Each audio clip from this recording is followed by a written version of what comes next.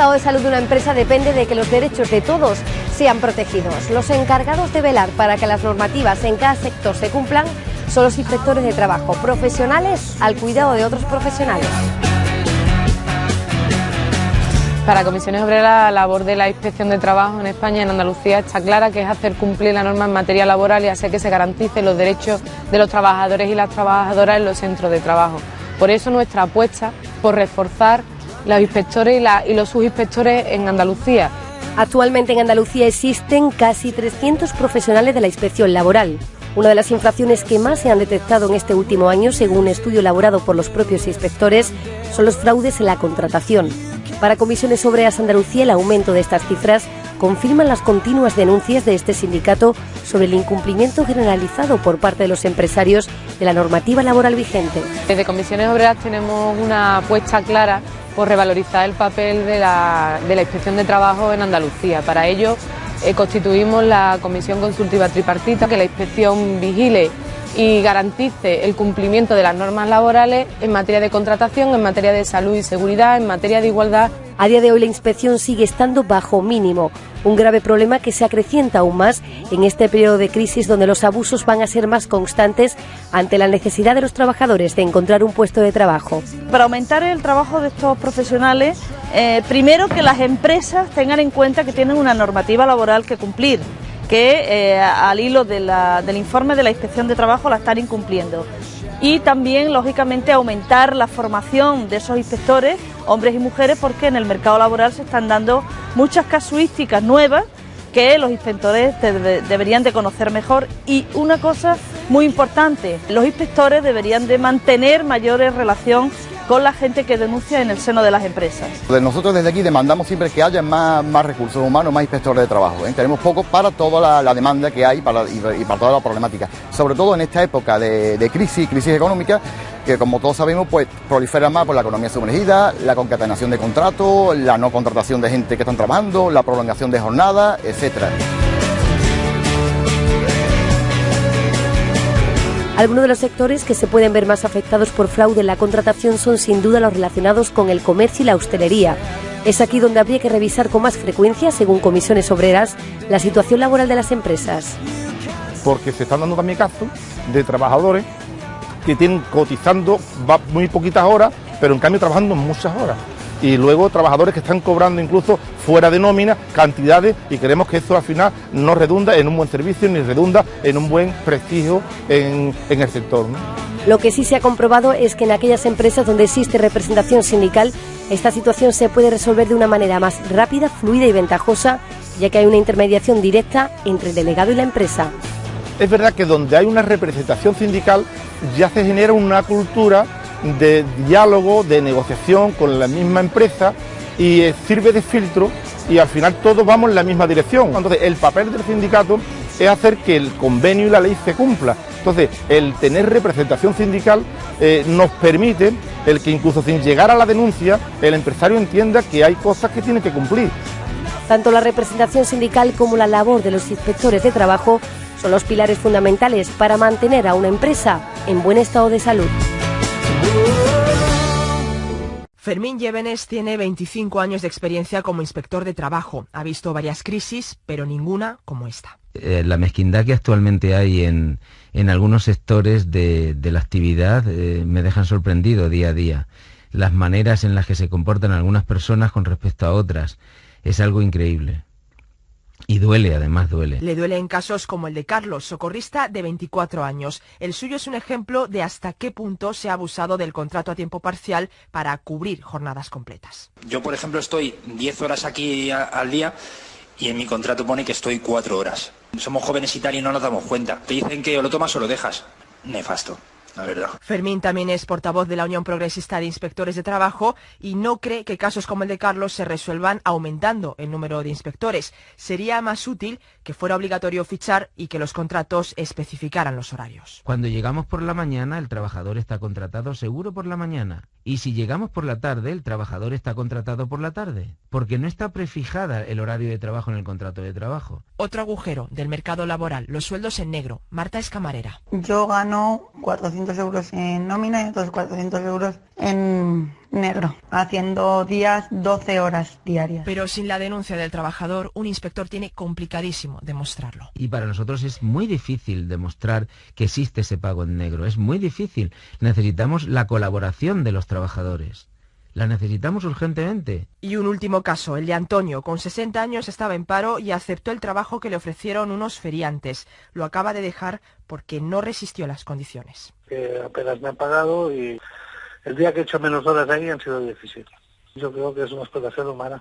Fermín puede enumerar muchos casos de fraude y explotación, falsos autónomos, abusos en empresas multiservicio, la accidentalidad laboral que se mantiene a niveles previos a la crisis, pero hay un cambio cualitativo que le choca, y es el descaro de quien explota. Antes, cuando eran descubiertas por nosotros, pues provocaban un poco la vergüenza ajena en aquellas personas en las que los descubríamos, ¿no? En unos pretendidos empresarios que se avergonzaban. Pero actualmente no existe ni siquiera ese pudor, ¿no? Se les sorprende y se defienden y creen estar obrando bien. En España hay 1.876 inspectores y subinspectores de trabajo y saben que para acabar con los abusos necesitan que más trabajadores confíen en ellos para denunciar.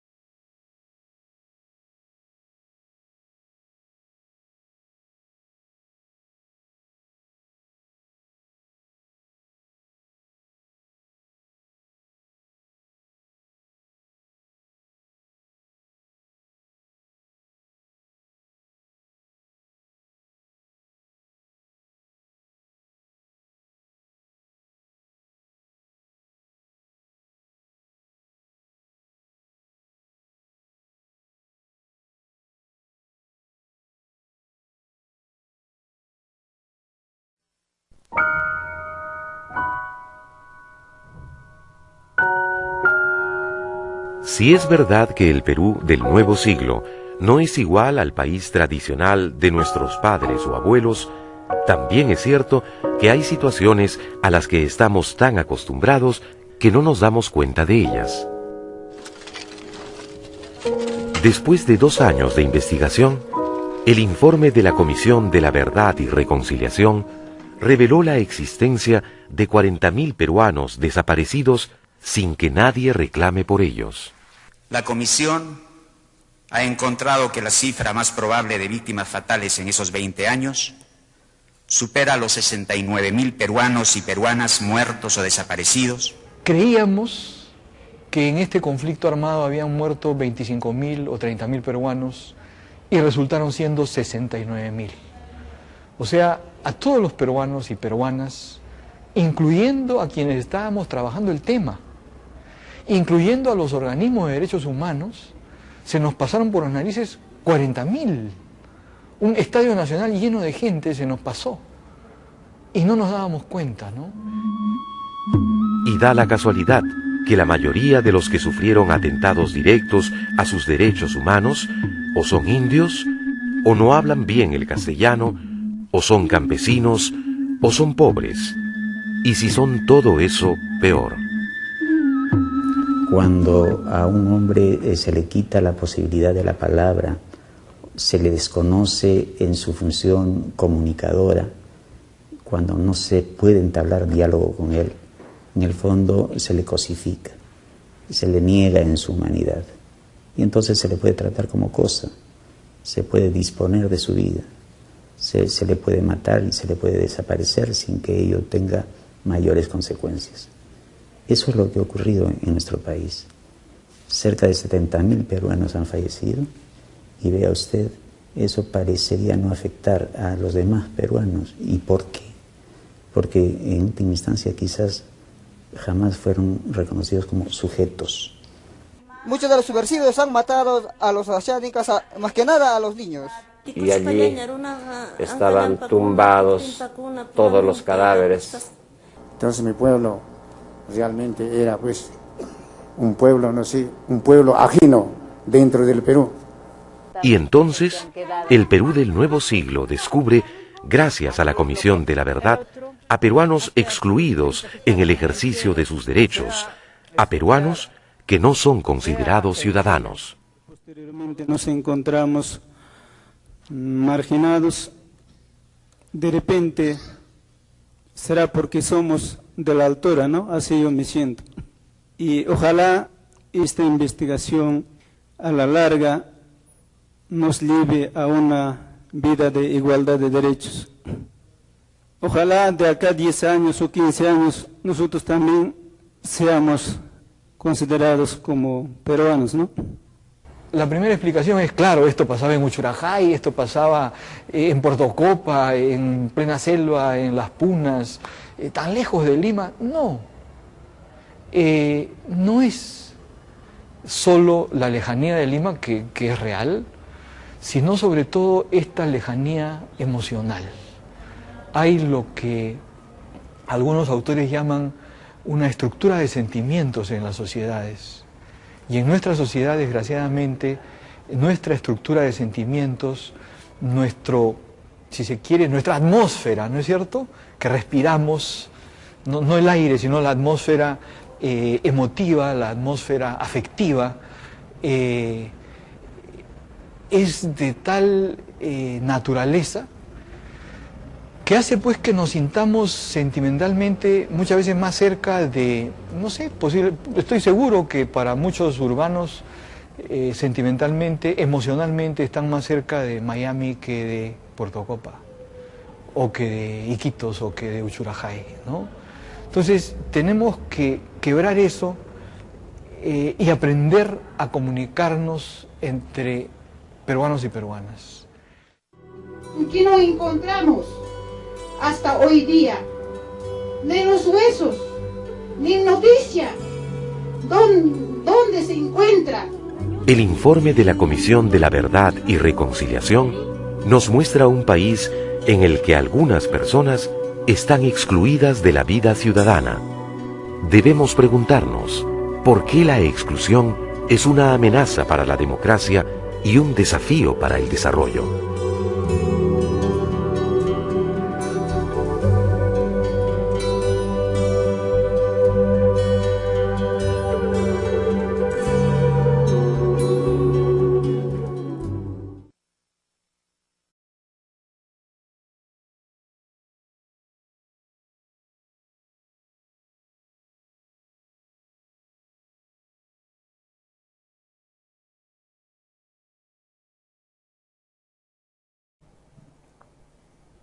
Muy bien, empezamos el segundo bloque de Introducción al Conocimiento de la Sociedad del Estado.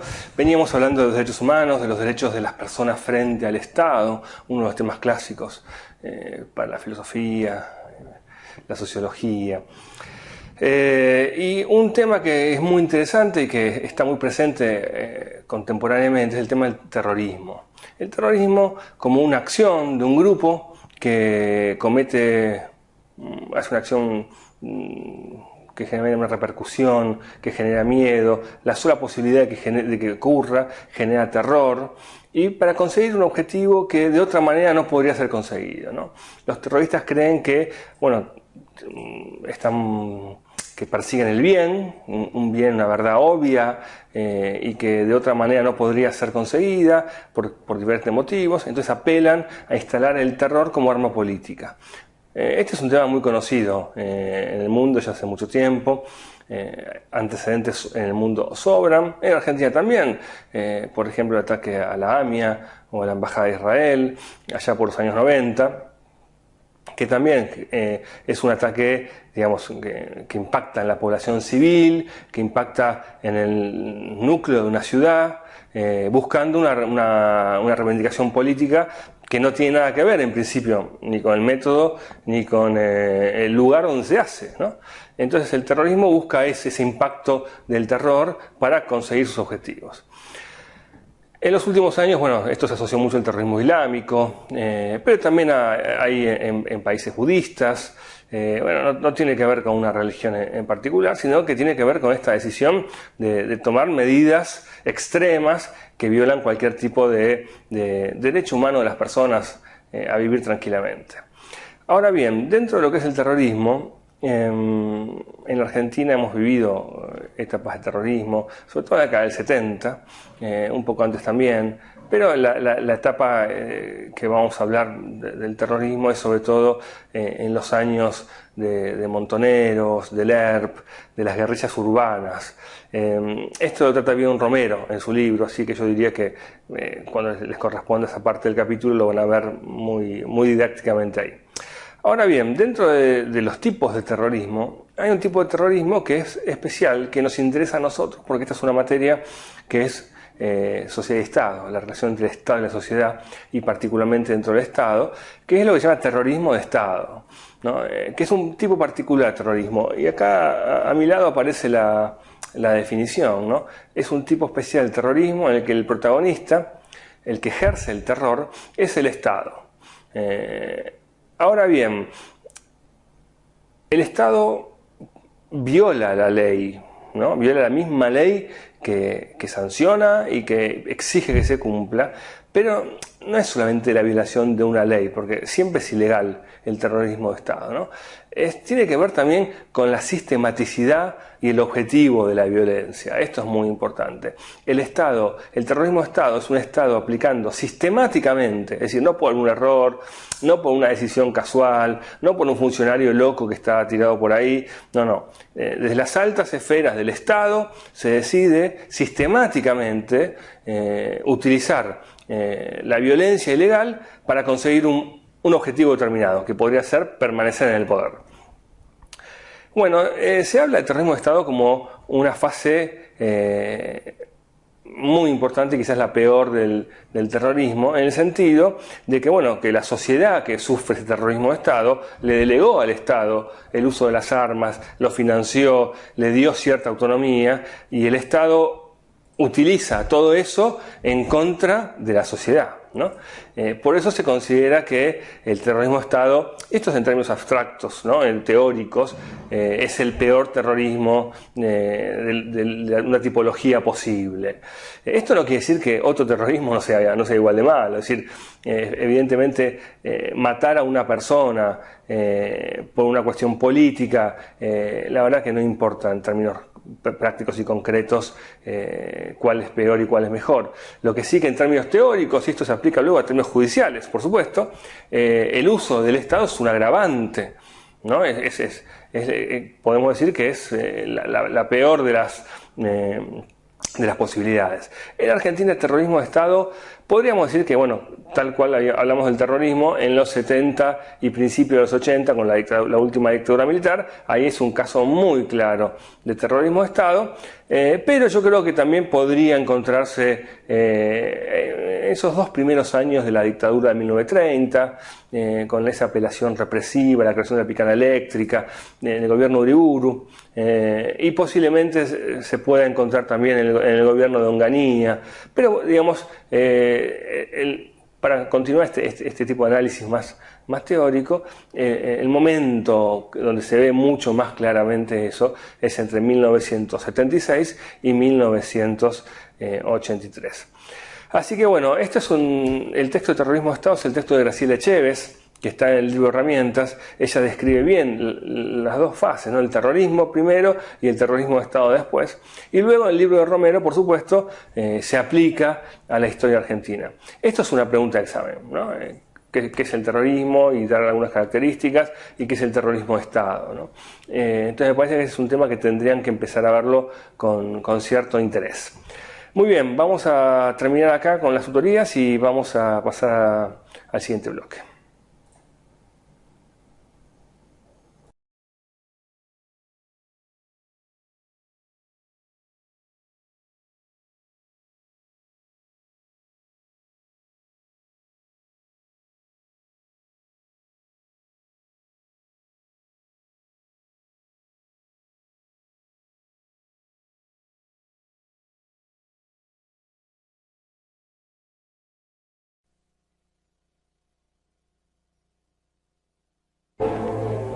José Barba Caballero ha declarado el día de hoy, el congresista de Unidad Nacional, por supuesto, al me estoy refiriendo, que está con nosotros, que el informe del CBR es una vergüenza nacional, porque su elaboración es sesgada, parcializada, ideologizada y una reivindicación para Sendero Luminoso. ¿Confirmas estas frases o son una exageración un poco histérica del momento? No, el discurso de Salomón Lerner a mí me pareció penoso y un discurso típico de ingratitud, sobre todo con las Fuerzas Armadas y con las fuerzas policiales. Yo soy un convencido, César, que sin la victoria de las Fuerzas Armadas y policiales, es evidente que hoy día no tendríamos democracia, que el Perú sería una tiranía inmunda como lo es Cuba o Corea del Norte, ¿no? Y que el Perú se hubiese convertido, como ahí lo digo, en un campo de exterminio masivo. Sin embargo, merced al trabajo de la Comisión de la Verdad, hoy en día estamos a punto de que los agresores se conviertan en agredidos y que los asesinos en víctimas inocentes. Y eso es algo pero que... Cuando un ejército gana una guerra, no exime a los que perpetran abusos y, digamos, atentados contra los derechos de Ginebra de los juicios respectivos. O sea, el ejército que gana una guerra, se le aplaude. Pero los soldados que perpetraron asesinatos innecesarios de inocentes son juzgados en las cortes marciales. Ganar la guerra no justifica todo, Pepe. Sí, de acuerdo. ¿No te parece? Yo he escuchado a mucha gente, entre ellos algunos comisionados, y hoy día mismo hablar de guerra justa o de guerra sucia, ¿no? Y yo pregunto, en todo caso, César, confundido, estupefacto, ¿es que acaso existen las guerras limpias? Todas las guerras son sucias, todas las guerras son infames, todas las guerras son crueles. Muy bien. ¿Qué significa una guerra, César? Pongámonos en la realidad, pisemos suelo. Una guerra supone choque con desigual número de tropas, suponen emboscadas nocturnas, tiros por la espalda, fosas comunes. Claro. Es un marco de horror, pero tú lo de acabas tensión, de de crueldad. Pero tú acabas de definir un escenario muy concreto. ¿A dónde voy? Una guerra. ¿A dónde voy? Así es, trasladar ese marco de horror y tensión a nuestro tiempo e intentar dar un juicio objetivo es muy difícil, sobre todo, César, si aquellos que integran la Comisión de la Verdad han sido parte en el proceso de la lucha contra la subversión. Yo, por ejemplo, te digo, César, yo he sido parte de esa lucha y yo combatí al comunismo con el mismo entusiasmo y con el mismo fervor con que el señor Tapia, por ejemplo, los defendió. Yo no podría pretender nunca ser parte de una comisión de la verdad, porque yo tengo una visión sesgada de la realidad. Pero no todo comunismo fue sendero. Yo perdí amigos, compañeros entrañables, como los perdieron ellos. Pepe, no todo comunismo se hizo sendero, por amor de Dios. Sí. Hay comunistas como César Lévano que te invitan a un café y son poetas y son absolutamente amables. ¿Qué me estás diciendo? La propia Comisión de la Verdad, César, en su informe, cuando analiza la responsabilidad moral y ética de la izquierda, dice con claridad que ellos contribuyeron a este proceso de violencia en el Perú de una manera notable. Pero entonces ejemplo, eso desmiente que se ha sesgado, ideologizado el informe. Todavía no he concluido. Aceptaron marxistamente la división de la sociedad en clases y la lucha de esas clases como expresión del proceso de la historia. Todos los grupos marxistas decían que el poder nace de la boca de un Entonces la Comisión de la Verdad no defiende al marxismo, le dice la verdad al marxismo. Todos ellos les enseñaron a los jóvenes en los colegios de último año y en las universidades que el Estado era un órgano de dominación de clase y que su objetivo fundamental era la creación... de los años 30, Pepe, por favor. Ahí la Torre no enseñó que el Estado era un organismo de dominación de clase de la gran burguesía y que había que destruirlo para reemplazarlo por una dictadura del proletariado. El antiimperialismo y el APRA, ¿qué cosa es? Y el APRA habla de una clase de productores, bueno, pues, pero que reemplaza al Estado burgués. Ese pensamiento de Haya, que estás hablando de 1928, bueno, pero evolucionó en 30 años de aprismo, como han evolucionado los comunistas de hoy y se han vuelto eurocomunistas, y se han vuelto Felipe González, y se han vuelto Tony Blair. Pero estamos hablando de las responsabilidades éticas. Ellos sembraron soldados para la subversión, y la responsabilidad ética, moral e y lo dice la CBR, de la llamada Izquierda Unida es un hecho evidente. Ahora, me parece que hablo con un autista. No, pero espérate, ¿a dónde voy? ¿A dónde voy? Tienes una especie de cassette. Yo te he traído una denuncia seria, mira. Por ejemplo, yo estoy hablando de la Comisión de la Verdad. Por eso, exactamente. Por favor. Aquí, por ejemplo, hay una carta notarial dirigida por la Comisión de la Verdad. Hay a 300 militares ya, donde se dice que ellos han hecho una profunda y minuciosa investigación sobre violaciones de los derechos humanos, en el cual para ellos existe plena responsabilidad, y en consecuencia le piden que mande su testimonio, porque esto va a ser remitido por escrito al Ministerio Público para la denuncia correspondiente. ¿Cuántos militares han recibido esta carta? Más o menos 300. Muy bien. ¿Qué se busca? ¿Y qué es lo malo? No, ahí voy. ¿Qué se busca? ¿Qué se busca? Al contrario, les están pidiendo su descargo. Espérate pues, César, déjame concluir. ¿Cómo un hombre inteligente puede llegar a ser fascista? Espérate, César, escúchame. ¿Qué se busca? condenar, como tú bien planteas, a aquellos culpables de los excesos. Yo también estoy de acuerdo se le está pidiendo con un eso. descargo. Creo que aquellos que cometieron crímenes... Pepe, tú mismo lo has dicho, se está pidiendo un descargo. No, pero ya emita usted su juicio. descargo. Ellos han llegado a la conclusión que son culpables. Bueno, y les hay piden indicios de que culpabilidad. Mande usted su descargo. Su versión de parte para remitirla junto con lo actuado al Claro, Ministerio Público pero, para Pepe, que hagan la denuncia correspondiente. ¿Y tú crees que no ha habido crímenes que investigar? Si aquí estos crímenes se investigan como deben de investigarse, vamos a tener efectivamente unos 300 o 400 militares presos. Tú miras bien, está muy bien que vayan presos. No está muy bien, porque yo no soy antifuerzas armadas. No me caricaturices. Pero si han cometido un crimen, si han cometido un crimen, delito, evidentemente tienen que ser sancionados. Hay 800 civiles en las cárceles. Bueno, tienen que ser sancionados. Civiles o militares, ¿qué pasa? ¿El uniforme te da impunidad? Una vez que estos señores sean sancionados, entonces, esto es algo de lo que no se da cuenta Salomón Lerner, a ver, Sofía Maher. ¿Qué va a pasar? ¿No? ¿Qué va a pasar? Entonces recién comenzará a ponerse en boga el grito de amnistía para los militares y para los terroristas presos. Y entonces recién la bandera de la reconciliación eso nacional es futurismo terrorista. se alzará. No. Lo que estás haciendo es futurismo terrorista. No, absoluto. Pepe. Muy inteligente, lo vas muy a ver, inteligente. Lo vas a ver, César, o sea, en muy poco tiempo. Ahora nos dices lo que va a pasar. En muy poco tiempo lo vas a ver. Amnistía para todos. La estrategia de la Comisión de la Verdad es clarísima. El Congreso no lo va a permitir, Pepe. El Congreso, ahí estás tú en el Congreso. Una vez que tú tengas 300 militares presos, claro. 300 hombres que de una u otra manera arriesgaron sus vidas por la democracia, por la libertad, y que cometieron excesos. Los que hicieron callar no arriesgaron ninguna vida, pero Pepe, perdón, por favor. César, tú no puedes poner en un mismo nivel... el crimen. No, nadie está encubriendo el crimen. Yo te voy a contar. Puede poner en un mismo tienes nivel que dejarme recordar a los agresores con los agredidos. En época del gobierno aprista se cometió lo de Callara. 48 campesinos muertos, aldeanos muertos. Ok. La comisión parlamentaria presidida Carlos Enrique Melgar del Partido Aprista decretó vergonzosamente, y esta es una vergüenza imborrable, que Callara no ocurrió nunca. Sucedió, sí. No, ¿te acuerdas? Sí, que no sucedió. Por supuesto. Cuando el propio general Valdivia ha reconocido que que sí sucedió, aunque él dice que eran subversivos. Y todo el mundo sabe que eran aldeanos. Y que era una aldea en donde probablemente Sendero podía infiltrarse. Y entonces había que barrer con las aldeas antes de que Sendero las captara. Eso es un crimen, Pepe. Eso lo han reconocido. Pero es un crimen de serranos. Sí, claro que por eso no nos conmueve. Así es, lo han reconocido los propios militares. ¿Cuál era la estrategia de Sendero? Golpear al Estado donde más le duele y obligarlo a reaccionar contra la población, porque cuando el ejército llegaba, Sendero se retiraba para que los golpes lo sufra la población. Luego, ¿qué hacía Sendero? Buscaban el genocidio. Así es. Luego ellos regresaban y le decían a ellos mismos, ya ven ustedes, ese es el Estado, eso es lo que ustedes llaman democracia, la solución somos nosotros. Buscaban el genocidio. Buscaban y efectivamente, las Fuerzas Armadas hablando, no estaban preparadas y evidentemente cometieron torpezas, torturas, crímenes, desapariciones, crímenes, correcto, que deben ser evidentemente investigados y castigados. Porque si no, ¿con qué cara enfrentamos a Sendero? Pues, todos los terroristas ya están presos, o sea, los mandos, los intelectuales, los que dirigieron. Este es un informe que busca básicamente, que tiene en la mira a los militares peruanos, que de una u otra manera, estoy de acuerdo contigo, no es cierto, deben de ser sancionados. No es cierto, Pepe, porque yo he leído igual que tú las conclusiones y no es cierto lo que estás diciendo, no, discúlpame. No lo dicen. El blanco no son los militares, no son los militares, porque aquí hay censuras, mira, a todo el mundo, a todo el mundo, Pepe.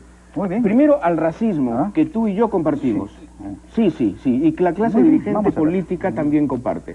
Aquí hablan del racismo. Fíjate, el racismo era un ingrediente. La CBR ha constatado que la tragedia que sufrieron las poblaciones del Perú rural, andino y selvático, quechua y ayánica, campesino, pobre y poco educado, no fue sentida ni asumida como propia por el resto del país. Ello delata, a juicio de la Comisión, el velado racismo y las actitudes de desprecio subsistentes en la sociedad peruana a casi 2 siglos de nacido la revuelta. ¿Se puede negar eso? Sí. Anda, hombre. Yo sí lo puedo negar. Hombre, no yo en ese momento, César, era parte de un partido popular vinculado con amigos en toda la República. Pero no están hablando de tipo, están hablando en general. Amigos campesinos, luchadores sociales involucrados con la lucha del pueblo. ¿Cómo no? No lo habrá sentido el señor Salomón Lerner, que estuvo metido bajo su cama 20 años. No lo habrán sentido los pitucos de la Católica. Pero perdóname, los partidos populares, a Lerner, con Acción Popular, ¿por qué insultas a Lerner, Pepe? No, es que estás haciendo un cargo muy serio y estás tomando en cuenta un punto de vista que aquí no hay racismo, subjetivo. En este país no hay racismo. No hay racismo. O sea que las víctimas de Lucanamarca nos competen tanto, nos conciernen tanto como las de Tarata. Fíjate, acabo de ver conmovieron tanto en un como documental de Canal 4 a una de las reinas de la papa que tiene a su hijo en el Maracan y su otro hijo es socio del Club Nacional. Pero nadie dice que no hay movilización social, Pepe. En este país... Están hablando de otra cosa, pero tú te estás haciendo loco. Lo único que se respeta es la plata. Cholo con plata se abre sitio en cualquier lado. No hay racismo en el Perú. Para los que decían que la Comisión de la Verdad... a los pobres, que es otra cosa. Para los que decían que la Comisión de la Verdad iba a encubrir a Sendero, aquí va el párrafo. El Partido Comunista Peruano Sendero Luminoso fue el principal perpetrador de crímenes y violaciones de los derechos humanos, tomando como medida de ello la cantidad de personas muertas y desaparecidas. Fue responsable del 54% de las víctimas fatales reportadas a la Comisión de la Verdad. Esta cuota tan alta de responsabilidad del Partido Comunista Sendero Luminoso es un caso excepcional entre los grupos subversivos de América Latina y una de las singularidades más notorias del proceso que le ha tocado analizar a la Comisión. Colón descubrieron que la Tierra es... Pero entonces era mentira que querían encubrir a Sendero, pues. No, el juego va para más adelante. Todos ellos están presos. Los únicos que no lo están son los mandos militares. Y fíjate tú, César. Exacerbó en ellos, los cuadros, una vena fanática que se convirtió en un sello de identidad. César, conclusión 56. Por favor, léela, ahí está. No, pero perdón, Pepe, dice que además infiltró organismos educativos. Y está refiriéndose al SUTEP. Pero claro que sí. Entonces denuncia, ahora mismo el propio Nirvel López ¿dónde está, pues, ha denunciado el carácter que el 10% pro-marxista de la comisión? El carácter pro-marxista, ¿dónde está? ¿Cómo no va a estar, pues, César? ¿Cómo no va a estar, por favor, César? Si tú agarras la conclusión 1, fíjate lo que dicen, la Comisión de la Verdad ha constatado que el conflicto armado que vivió el Perú, fíjate, en primer lugar, César, el Perú no vivió ningún conflicto armado. Lo que el Perú sufrió fue una agresión terrorista y genocida. Pero tú no le puedes dar carácter de beligerante. ¿Sabes por qué se convirtió en guerra? Porque entonces te tienes que acoger a la Convención de Ginebra. Pero tú mismo has hablado de guerra. Tú al empezar el programa dijiste, ¿qué es lo que hubo acá? La guerra del Perú contra la subversión. Bueno, contra la subversión. Es conflicto armado, pues, contra hombre. terroristas. ¿Con qué vencimos a los terroristas? Con armas. Es un conflicto armado. No eran seres humanos. Tú has leído lo que pasó en Lucanamarca. Fíjate, César, fíjate lo que dice la Comisión. Mira, para que la opinión pública se ubique, pues, César. En Lucanamarca, a ti no te interesa que la opinión pública lea el informe. Tú estás hablando en todo momento. Déjame decir algo. En Lucanamarca, César, mataron 90 campesinos. ¿Sabes cómo los mataron? Les sacaron los ojos primero. Les cortaron la lengua porque pensaban que eran soplones. Les abrieron el vientre y lo llenaron de excrementos. Y a los niños que lloraban por sus padres, lo mataron con picas. Eso lo denuncia la Comisión, así que nunca lo han dicho, lo dicen en las 9.000 páginas, pero nunca lo han dicho. Lo denuncia. Porque no quieren despertar. Estás mintiendo, Pepe, no quieren. estás mintiendo. ¿Cuándo lo han dicho? Te voy a decir cuándo. Aquí, la perfidia con la que actuó el Partido Comunista Sendero Luminoso en el terreno, escudándose en la población civil, evitando el uso de distintivos y atacando a traición, entre otros métodos similares como el recurso a acciones terroristas, constituyó un calculado mecanismo que buscaba provocar reacciones brutales de las fuerzas del orden, déjame terminar, contra la población civil, incrementando en una forma extraordinaria los sufrimientos de las comunidades en cuyos territorios se llevaban a cabo las hostilidades. La CBR encuentra la más grave responsabilidad en los miembros del sistema de dirección del Partido Comunista Sendero Luminoso por el conflicto que desangró a la sociedad peruana. Tienen que decir esas cosas, porque todos están presos. ¿A dónde apuntan? Apuntan a lo que te voy a leer en estos momentos. Conclusión 56.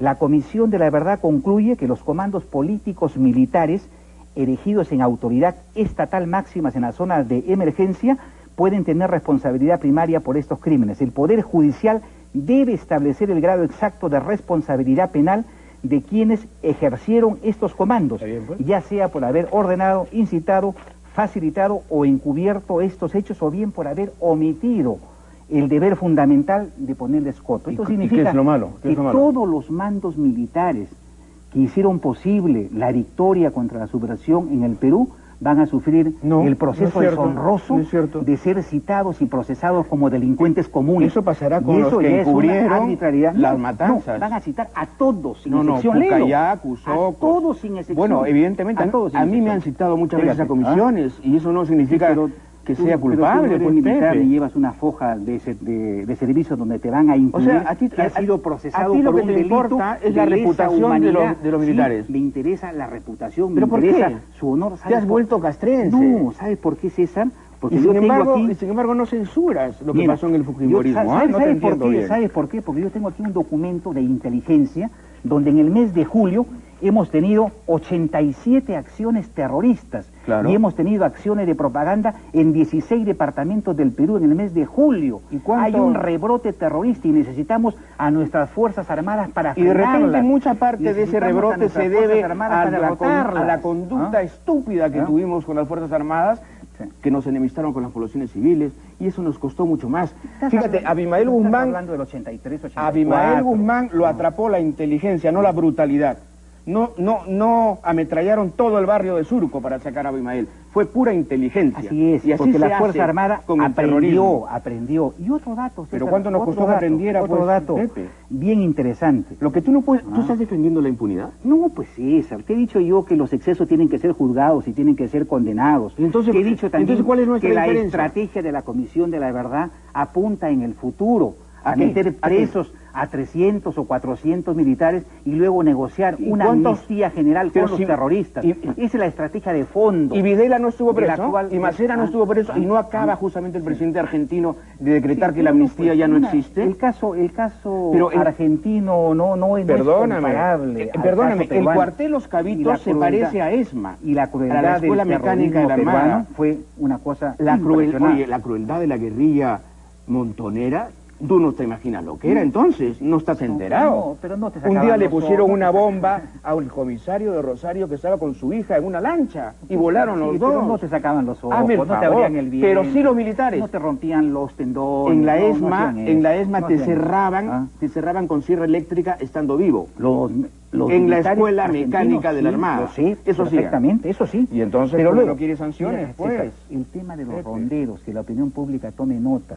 Dicen, por supuesto, los señores de la Comisión de la Verdad, ¿qué dicen? Que ellos tenían derecho a defender sus tierras, a defender sus cultivos y a defender sus mujeres de sendero. Muy bien.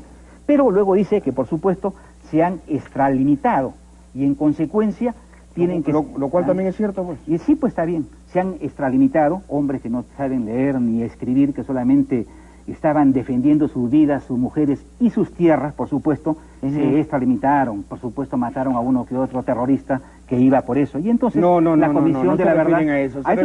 Se refieren a campesinos inocentes de acuerdo que a los ronderos pudieron matar a sus Conclusión 66. De acuerdo a los hallazgos de la Comisión de la Verdad y Reconciliación, son responsables de crímenes que deben ser sancionados. En algunos casos. O sea que...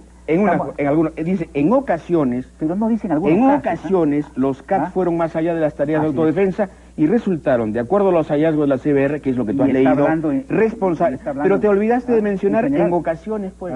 En ocasiones, muy pues. bien, pues. Pero ¿dónde no seas están tramposo, esas ocasiones, pues, Pepe. Estamos hablando de 60.000 Algunas. ronderos. En ocasiones estamos significa en hablando de algunas. comités de autodefensa donde todos cometieron excesos. No, tú quieres ver a la porque el Comisión de la exceso Verdad fue la norma. como una pandilla de marxistas que quieren crearnos un problema con la Fuerza Armada. Y nadie te va a sacar de ese discurso. Yo tengo una posición de principio con respecto a la Comisión de la Verdad, César.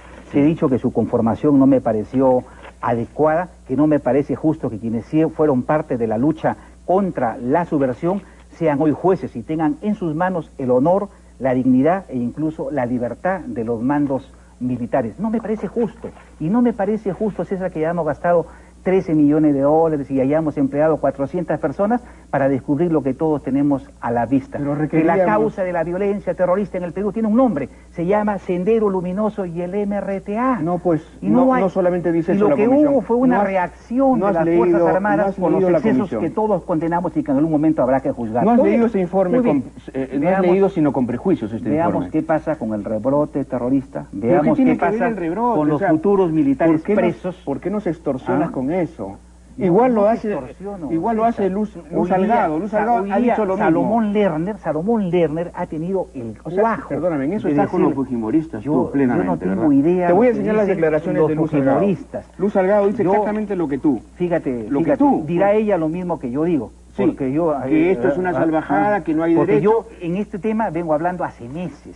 Claro. Ellos recién están comenzando, recién hoy día o antes de ayer. ¿Por qué crees que coinciden tanto tú y los fujimoristas? En este caso, cuando tú combatiste el fujimorismo, aunque le diste tu nombre a Federico Salas. Yo creo que tiene que ver Federico Salas. Cuando Federico Salas fue candidato nuestro, era un combatiente por la democracia, era alcalde de la provincia. De Troya del fujimorismo, era el alcalde de la provincia más pobre del Perú y fue considerado por la República y por la revista Caretas como el hombre del año. En esas condiciones yo lo escojo como candidato. Después, él se pasó a las filas de Fujimori. Después, no antes, como lo hicieron muchos demócratas también, ¿no? Así que no me dé responsabilidades que yo no tengo. Y algo más, por favor, déjame esto.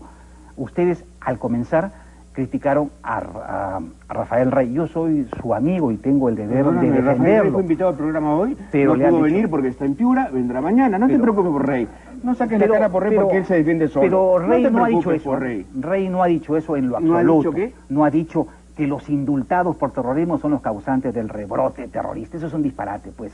Lo que él ha dicho es que los señores Churriza y Diego García Sayán son culpables de haber escondido sus negociaciones con los terroristas. Bueno, aquí Churriza fue precisamente no muy bien tratado en esta mesa. Pero lo que no entiendo es, ¿no has leído el informe? Lo he leído no has leído perfectamente. Creo que se trata de un informe sesgado, parcializado, ideologizado y que le hace el juego a la subversión. Correcto, es tu opinión. De ahí no vamos Dejémoslo ahí, César. Y veamos qué pasa más adelante. Ojalá que no pase nada de lo que tú dices, ¿de acuerdo? Pepe Barba Caballero ha estado con nosotros, congresista de Unidad Nacional, en una muy áspera, pero yo creo que tal vez, gracias a él y solo a él, interesante conversación. Regresamos de inmediato.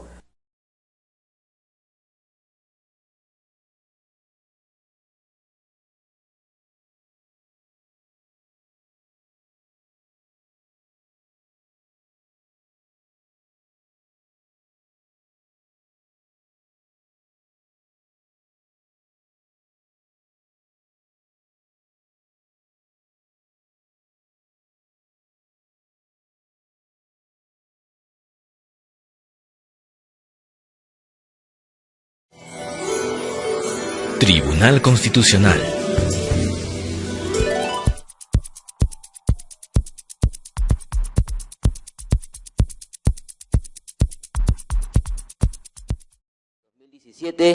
Presidida por el señor doctor Manuel Jesús Miranda Canales e integrada por los magistrados Marianela Ledesma Narváez, Ernesto Blume Fortini, Carlos Ramos Núñez y Eloy Espinosa Saldaña Barrera. Secretaria relatora, Janet Otárola Santillana. Señores abogados, señores justiciables, público en general, señores periodistas, muy buenos días. Muchas gracias por el saludo, pueden tomar asiento.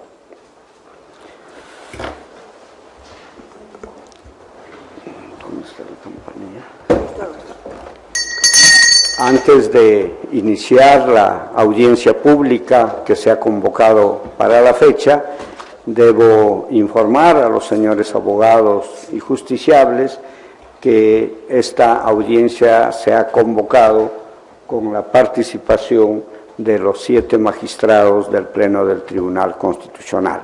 En relación con los señores magistrados que no han asistido, el Pleno del Tribunal tendrá presente lo que se comunica para su conocimiento y fines pertinentes. Se inicia... ¿sí?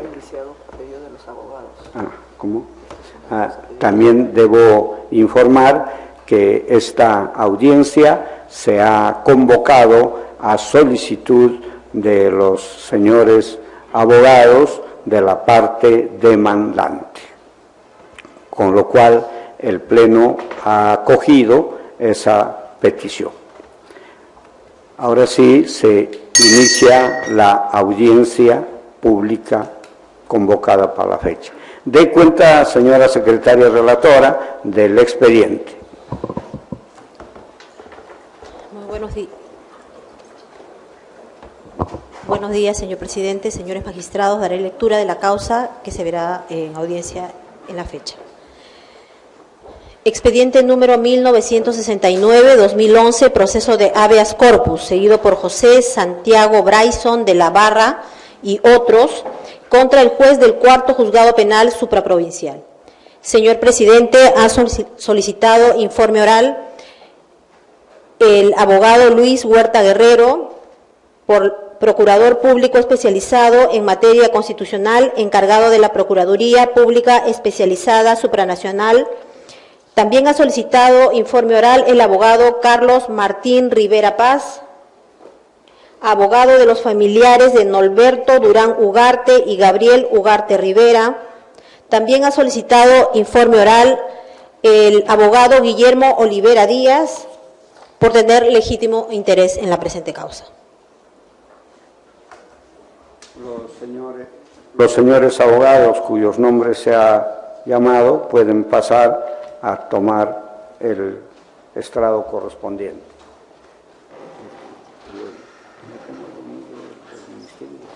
Parece que no. ¿Y el procurador del Poder Judicial no ha venido? No ha asistido, señor presidente.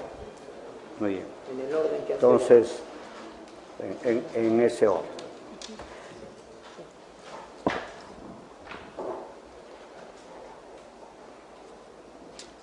Señor abogado, puede hacer usted uso de la palabra a efecto de realizar el informe oral ante este tribunal sobre la causa que usted está patrocinando.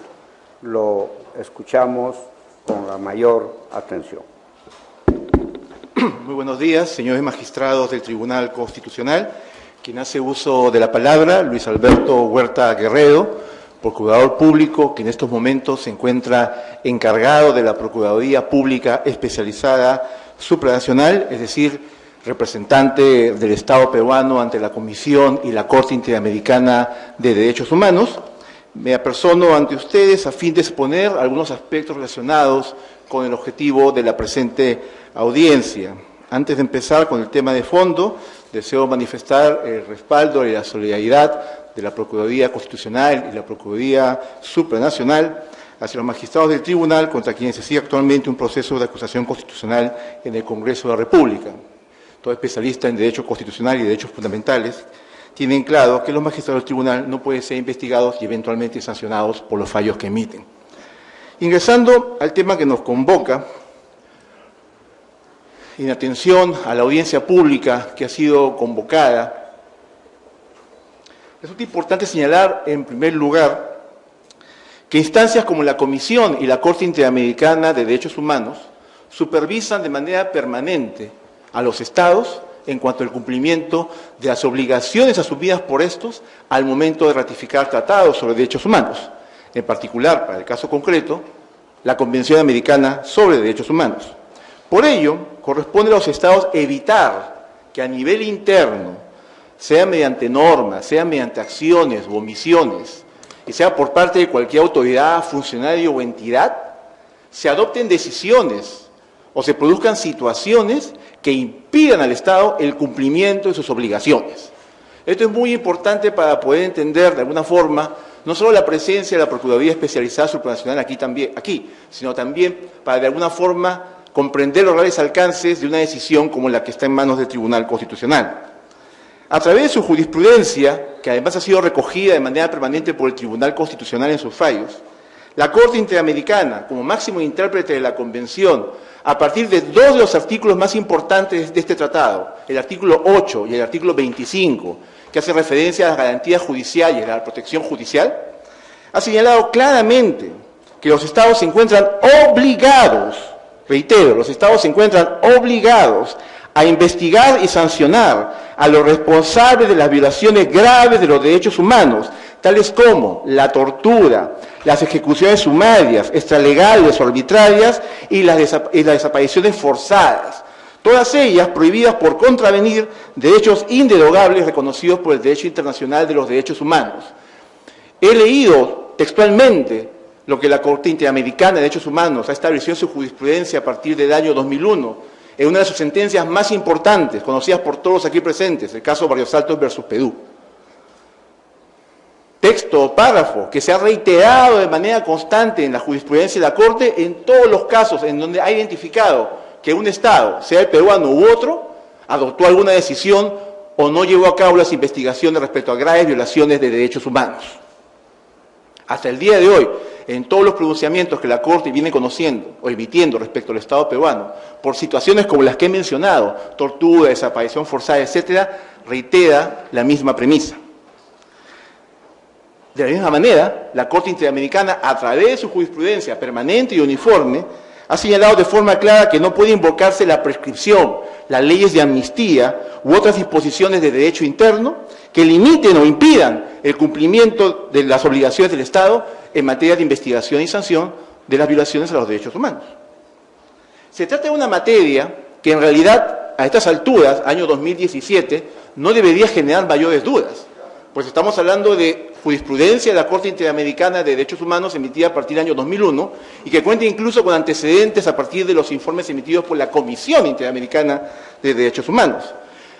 Las premisas son muy simples. Si hay denuncias por graves violaciones a los derechos humanos, tienen que ser investigadas, determinarse las responsabilidades del caso, aplicarse las sanciones que correspondan y, igual de importante, establecerse las reparaciones correspondientes.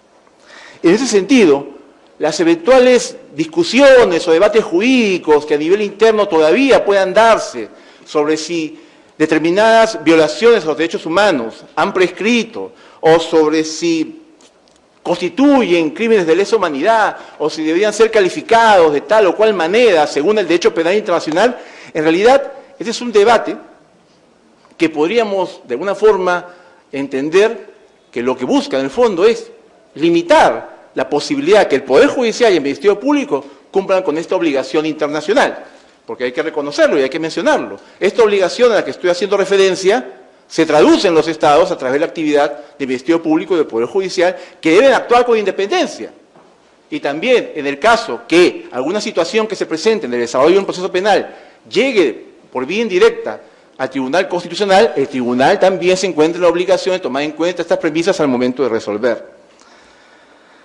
Esta jurisprudencia de la Corte Interamericana de Derechos Humanos viene siendo empleada tanto para la resolución de casos concretos actualmente en situación de procesos contenciosos, como en aquellas controversias que ya cuentan con una sentencia final y se encuentran en etapa de supervisión. Si un caso está en trámite, las observaciones por parte del Estado a los lineamientos de la Corte a los que se ha hecho referencia impiden que los Estados sean calificados como responsables de incumplir un tratado. Ha habido jurisprudencia reciente, el caso, por ejemplo, Zulema Tarazona versus Perú, en donde, ¿qué cosa fue lo que ocurrió? Pues la Corte Interamericana identificó que la situación de afectación de la vida e integridad con relación a 3 personas fue debidamente analizada a nivel interno, hubo una denuncia al Ministerio Público, hubo un pronunciamiento del Poder Judicial, hubo un cumplimiento de la sentencia. Por ello, con relación a ese extremo que se alegaba, la Corte Interamericana no encontró responsabilidad en el Estado peruano. De la misma forma, en el caso muy conocido como Chavín de Huántar, donde tuvo la oportunidad de ser agente del Estado, la Corte Interamericana tomó conocimiento de la denuncia del Ministerio Público y las resoluciones del Poder Judicial, incluyendo la Corte Suprema, y consideró que durante el operativo rescate de rehenes no hubo ejecuciones extrajudiciales y que la única ejecución extrajudicial que se produjo fue después de que ya se había producido el rescate de rehenes. Conforme el Estado investigue, se pronuncie, establezca sanciones y se paguen las reparaciones correspondientes, se evita la responsabilidad internacional del Estado ante los tribunales. Ahora bien, si la controversia se encuentra ya no en una etapa contenciosa, sino en una etapa de supervisión, porque es importante aquí también mencionarlo, cuando culmina un proceso ante la Corte Interamericana, empieza lo que se llama la etapa de supervisión ante la Corte, o de la Corte le pide al Estado que informe cómo cumplió la medida de reparación. Durante esa etapa, también la Corte puede pronunciarse con relación a lo que ocurre al interior del Estado. Muchos recordarán, por ejemplo, que en el año 2012 se emitió una sentencia en el Poder Judicial con relación al Grupo Colina, sentencia que fue ampliamente criticada por los especialistas en la materia, e incluso el Poder Ejecutivo, a través del Procurador especializado en materia constitucional, en ese momento, es decir, mi persona, se interpuso una demanda de amparo. A la vez también el caso subió a conocimiento de la Corte Interamericana de Derechos Humanos, y la Corte Interamericana, en etapa de supervisión, le dijo al Estado que había que dejar sin efecto esa decisión. Lo que finalmente ocurrió en una sentencia muy importante que posteriormente fue emitida por el Poder Judicial. Precisamente, en atención a todos estos aspectos que he mencionado, es que la Procuraduría Pública Especializada Supranacional en el año 2013 presentó el recurso de subsanación por error material. Dado que actualmente en etapa de su provisión de sentencia, ante la Corte Interamericana se encuentra el caso Durán Ugarte, así como Neira Alegría, que tiene que ver con situaciones en donde la Corte Interamericana consideró que hubo privaciones arbitrarias de la vida durante los sucesos conocidos como el caso El Frontón. La presencia de la Procuraduría Pública Especializada Supranacional en esta audiencia también va en la misma línea, pues considera importante que los tribunales nacionales, sean de la especialidad constitucional o sean de la especialidad penal, no emitan decisiones que impidan el cumplimiento de las obligaciones internacionales del Estado en materia de investigación, procesamiento, sanción y reparación por graves violaciones a los derechos humanos. Por ello, resulta importante que el Tribunal Constitucional mantenga la vigencia de la resolución por medio de la cual acogió el pedido de la Procuraduría respecto a la subsanación del error material, a fin de evitar que un pronunciamiento diferente pueda generar en las instancias penales competentes una restricción, un impedimento o una limitación para cumplir con la obligación internacional de investigar de manera amplia y sin restricciones las denuncias que puedan existir sobre graves violaciones a los derechos humanos. Finalmente, en el marco de la presente audiencia, la Procuraduría Pública Especializada Supranacional considera importante hacer de conocimiento del tribunal y del público asistente lo siguiente. En la etapa de supervisión de la sentencia del caso Durán Ugarte al que he hecho referencia, la Corte Interamericana ha solicitado información al Estado peruano sobre el cumplimiento de la medida de reparación relacionada con la investigación de las graves violaciones a los derechos humanos ocurridas en el penal El Frontón en junio de 1986. En la comunicación respectiva, la Corte Interamericana ha solicitado información específica al Estado sobre el proceso de acusación constitucional contra 4 magistrados del Tribunal Constitucional e incluso ha anunciado que convocará a una audiencia pública en su siguiente periodo de sesiones a realizarse a comienzos del próximo año. Y también, en el marco del mismo caso Durán Ugarte, el día de ayer, 12 de diciembre, la Corte Interamericana ha notificado al Estado peruano un pedido de medidas provisionales a favor de 4 magistrados del Tribunal Constitucional. Si bien, por obvias razones, este no es el espacio para exponer los argumentos que presentará el Estado peruano al momento de dar respuesta a los requerimientos de la Corte, dichos requerimientos reflejan, sin duda alguna, un interés por parte de este tribunal supranacional por evaluar si existe alguna situación que pueda afectar la medida de reparación ordenada en el caso Durán Ugarte, respecto a la investigación de los hechos relacionados con la privación arbitraria de la vida de estas personas. Eso es todo cuanto tengo que informar, señores magistrados del Tribunal Constitucional. Muchas gracias por su atención. El señor abogado siguiente puede ocupar el estrado.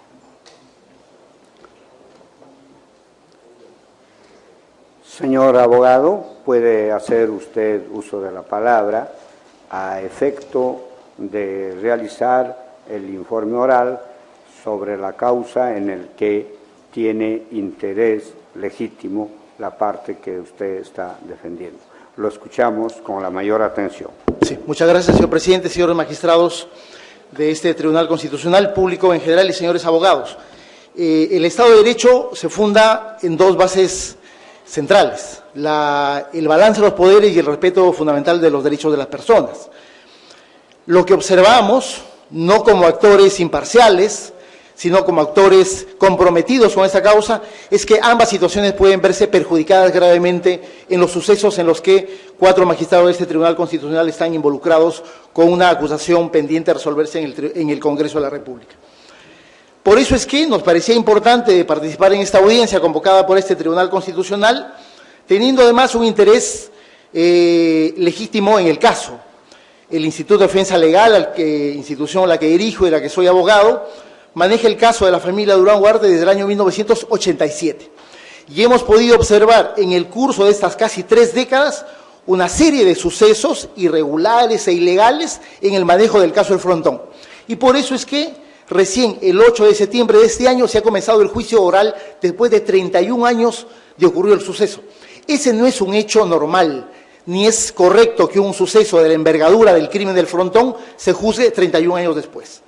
Eso ha sido consecuencia de decisiones que desde el Estado se han estado tomando para impedir la acción de la justicia y el acceso a la justicia de los familiares de las víctimas, en especial a las que representamos. Dicho esto, quiero mencionar, sí, que la intervención del procurador Huerta me evita profundizar en algunos temas relacionados a los asuntos que él ha tocado de una manera bastante clara. Sí quiero mencionar algunos temas que nos parecían importantes en el momento de septiembre del año 2013 que presentamos nuestra subsanación por error material. Ante la observación de un análisis concreto respecto de lo que había sido el contenido de la sentencia y el voto del entonces magistrado Juan Vergara Gotelli, en el que evidentemente pudimos observar, igual que la Procuraduría, en su momento, que había una insalvable contradicción, que es la que ha sido materia justamente del auto de subsanación que se fue publicado en marzo de este año. Ese es el tema pendiente. Y pendiente hasta la fecha, en realidad, ¿no es cierto? Resuelve el Tribunal Constitucional en el sentido que ha resuelto con el auto de subsanación publicado en este año, pero da cuenta efectivamente de si es que las sentencias solamente hay que leerlas en la parte resolutiva o en la parte de las consideraciones. Ya la Corte Interamericana ha dicho que en realidad hay una ratio decidendi, ¿no es cierto? No puede haber una desvinculación del contenido de los fundamentos de una sentencia con el fallo. Y lo que observamos es que efectivamente los fundamentos de la sentencia y del voto del señor Vergara Gotelli son simplemente, o mantienen una contradicción desde nuestro punto de vista, insalvable.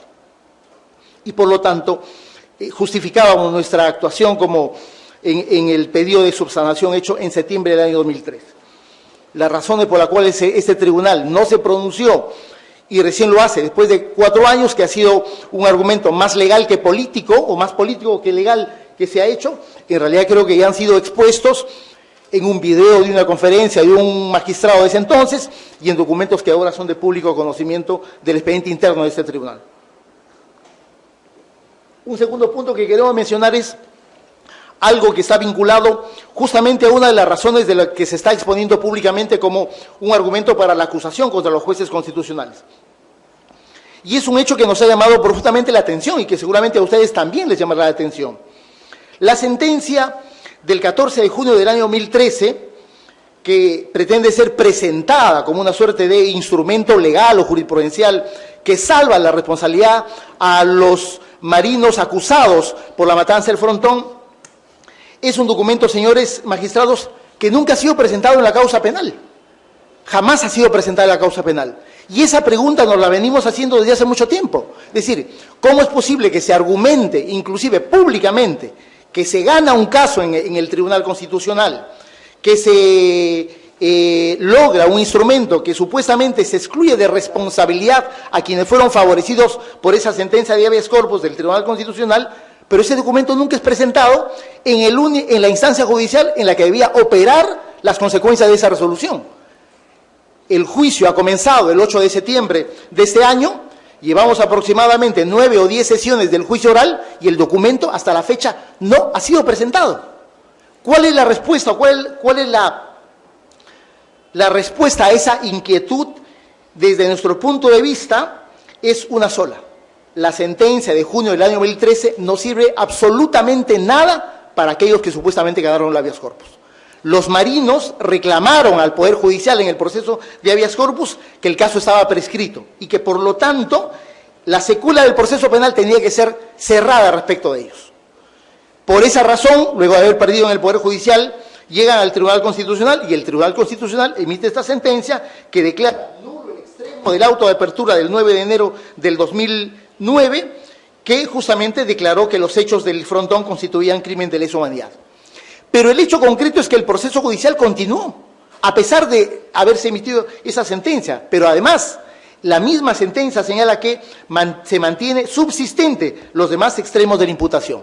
En concreto, los marinos supuestamente ganan un habeas corpus en el Tribunal Constitucional, nunca lo presentan y continúan procesados.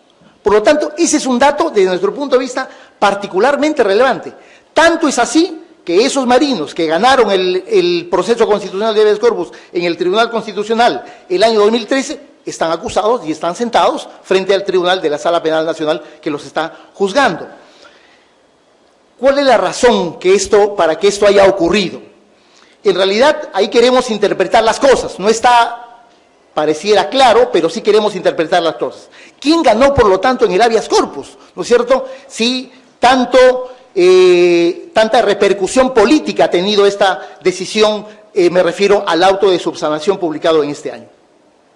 Este elemento, señor o señores, me permite a mí cuestionar si es que existe en realidad una cosa juzgada respecto de ese asunto, ya que ese es un poco el elemento de cuestionamiento al contenido y fallo del auto de subsanación de este año. Esta particular situación nos permite preguntarnos si la sentencia del Tribunal Constitucional, que jamás ha sido presentada al proceso penal y por lo tanto que debía surtir efectos en ese único proceso penal que está abierto, ha vulnerado o no la cosa juzgada. Si entendemos la cosa juzgada como un remedio frente a un abuso, frente a una arbitrariedad de un proceso judicial que está abierto, vulnerando los derechos fundamentales de alguien, nos damos cuenta que esa situación no es lo que está ocurriendo en este momento. Si entendemos que la cosa juzgada es un instrumento de defensa que surte efectos ante una causa judicial y ante una autoridad judicial, eso no es lo que está ocurriendo, porque definitivamente el hecho de que la sentencia de junio del 2013 no haya sido presentada al proceso judicial en el que estaban procesados los marinos que estaban reclamando la violación de sus derechos fundamentales, nos da cuenta de que estamos ante una situación, ante una circunstancia estrictamente formal y no real. No hay una cosa juzgada, no hay un documento que haya surtido efectos o consecuencias legales a favor de los que supuestamente ganaron el habeas corpus el año 2013. Por lo tanto, desde nuestro punto de vista, no puede considerarse esa una cosa juzgada y haber tenido las consecuencias que ha tenido.